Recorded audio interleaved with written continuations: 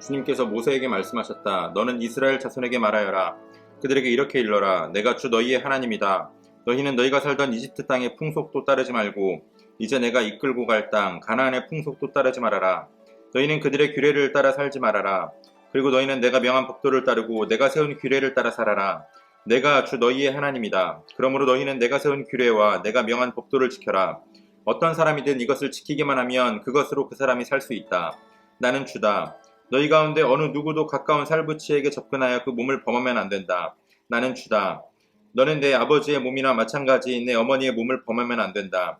그는 내 어머니인 만큼 너는 그의 몸을 범하면 안 된다. 너는 네 아버지가 데리고 사는 여자의 몸을 범하면 안 된다. 그 여자는 네 아버지의 몸이기 때문이다. 너는 네 누이의 몸을 범하면 안 된다. 내 아버지의 딸이든지 내 어머니의 딸이든지 집에서 낳았든지 나와서 데리고 왔든지 그 여자의 몸을 범하면 안 된다. 너는 내 아들이 낳은 딸이나 내 딸이 낳은 딸의 몸을 범하면 안 된다. 그들의 몸은 내 자신의 몸이나 마찬가지이기 때문이다. 너는 내 아버지가 데리고 사는 여자가 내 아버지와 관계하여 낳은 딸의 몸을 범하면 안 된다. 그 딸은 바로 내 누이이기 때문이다. 너는 내 아버지의 누이 곧 고모의 몸을 범하면 안 된다. 그 여자는 내 아버지의 가까운 살부치이기 때문이다. 너는 내 어머니의 형제 곧 이모의 몸을 범하면 안 된다. 그 여자는 내 어머니의 가까운 살부치이기 때문이다. 너는 내 아버지의 형제 곧 내 삼촌이 데리고 사는 여자에게 가까이하여 범하면 안 된다. 그 여자를 범하는 것은 곧 내 삼촌의 몸을 부끄럽게 하는 것이기 때문이다. 그 여자는 내 숙모이다. 너는 내 며느리의 몸을 범하면 안 된다. 그 여자는 내 아들의 아내이기 때문이다. 그러므로 너는 그 여자의 몸을 범하면 안 된다. 너는 내 형제의 아내 곧 형수나 제수의 몸을 범하면 안 된다.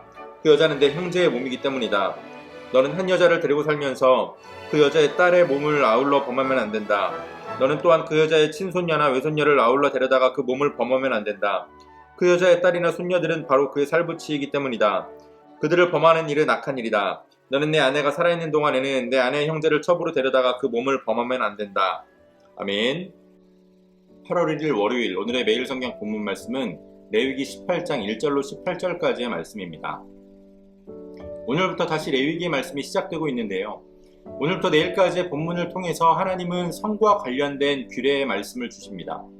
먼저 오늘 본문은 하나님께서 모세에게 말씀하시는 장면으로 시작이 됩니다.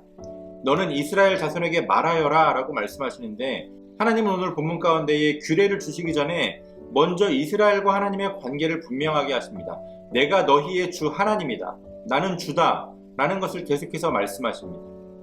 그렇기 때문에 너희가 노예 생활하던 이집트의 풍속이든 너희가 들어가게 될 가나안 땅의 풍속이든 이방의 풍속을 따르지 말아라 라고 말씀하십니다. 하나님께서 아무런 근거도 없이 하시는 말씀이 아닙니다. 하나님은 이스라엘과 맺으신 하나님의 언약에 근거해서 이스라엘 백성들을 출애굽시켜 주셨습니다. 당연히 되어져야 할 일이 되어진 것이 아니라 되어지지 않을 것 같은 일을 하나님의 능력으로 가능케 하신 일이었습니다. 이방인들도 그 이야기를 듣고 하나님의 권능을 인정할 만큼 큰 사건이었습니다. 그렇기 때문에 하나님은 내가 너희의 주 하나님이고 너희는 내 백성이다라고 말씀하시는 겁니다. 이방의 풍수부에 물들지 말고 내가 너희에게 주는 그 규례와 법도만을 지켜야 한다라고 말씀합니다. 이방인들이 보기에는 아무런 문제가 되지 않는 일일지라도 거룩한 백성인 너희는 스스로를 구별해야 한다라는 말씀입니다. 그리고 그것을 지키게만 하면 그것을 지키는 사람은 그것만으로 살 수 있다라고 말씀하십니다. 다시 말하자면 다른 것 걱정하지 말고 다른 것 신경 쓰지 말고 내 규례와 법도만 지키면 너희들은 내가 기뻐하는 삶, 내가 형통케 하는 삶을 살 수 있다라는 말씀입니다. 그러면서 주시는 말씀이 바로 성에 관한 규례입니다. 특별히 오늘 주시는 규례는 가족 간에 일어나는 근친을 금하는 규례인데요. 이방의 풍습을 따르지 말라고 말씀하시면서 이 말씀을 주시는 것은 이스라엘이 경험하게 될 이방의 풍습들 가운데에 그러한 모습들이 있었기 때문입니다. 그러나 비록 그들의 풍습 가운데 그러한 모습이 있을지라도 그런 것은 하나님께서 기뻐하시는 것이 아니니 그것들을 주의하라고 경고하시는 겁니다.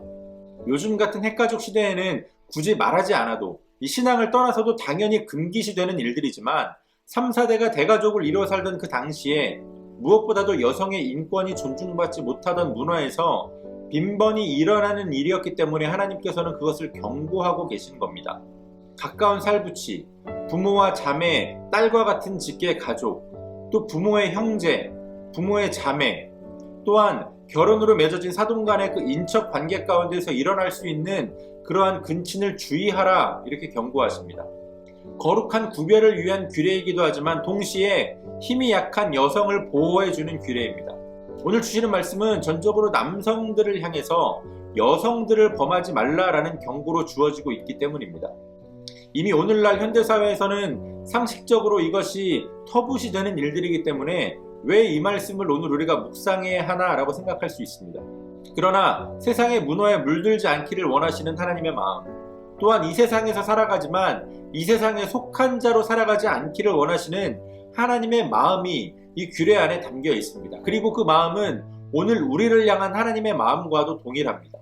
오늘 우리가 우리 자신을 지켜내고 또 스스로를 거룩하게 구별해야 할 이 세상의 풍습, 이 세상의 문화가 어떠한 것들인가, 그러한 것들을 우리가 민감하게 살피고 거룩한 백성으로 스스로를 구별해낼 수 있는, 그래서 하나님께서 기뻐하시고 하나님께서 형통케 하시는 그러한 삶을 살 수 있는 저와 여러분들이 되어주시기를 소원합니다. 오늘도 우리에게 주신 본문의 말씀을 몇 차례 더 읽으시면서 여러분들에게 개별적으로 깨닫게 하시는 하나님의 말씀을 묵상하시고 각자의 기도로 오늘의 묵상을 마치도록 하겠습니다.